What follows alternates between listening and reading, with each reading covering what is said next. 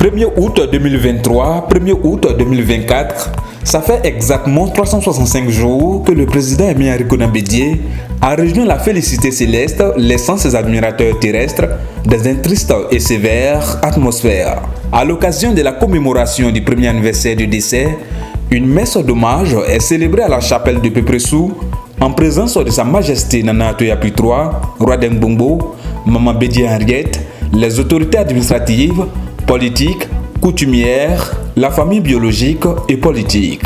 Frères et sœurs, nous sommes réunis en cette église en ce premier jour du mois d'août pour célébrer cette Eucharistie au suffrage de notre regretté et président Arikouna Bédié.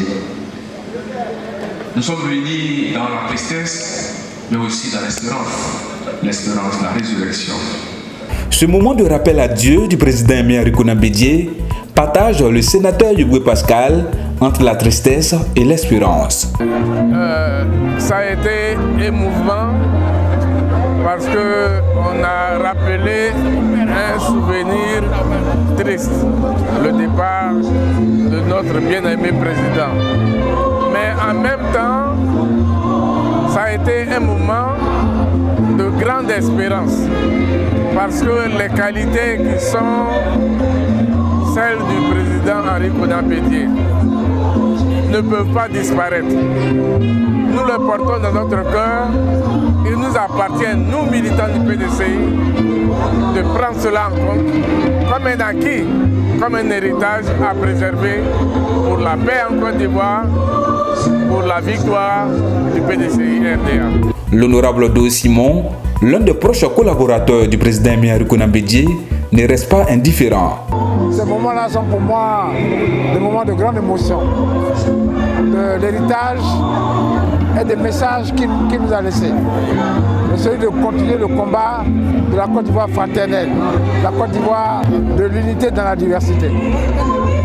Et c'est l'héritage que le président Bédié nous a laissé. À l'honorable Olivia Koto de rappeler les bienfaits du président Aimé Arikouna Bédié et exhorte de marcher en suivant les traces de celui-ci.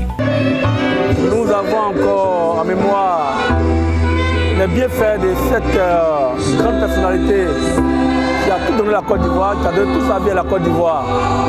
Nous venons de faire la messe de l'élevé de deuil ce jour. L'homélie du curé célébrant nous enseigne que les bienfaits du président Arikouna Bédié doivent être perpétués. Et pour nous, cet héritage doit être fructifié et nous devons marcher dans les pas du sacerdoce du président Arikouna Bédié. Le président Arikouna Bédié, homme de paix, homme de consensus, homme de résilience et homme généreux qui a donné sa vie à la Côte d'Ivoire.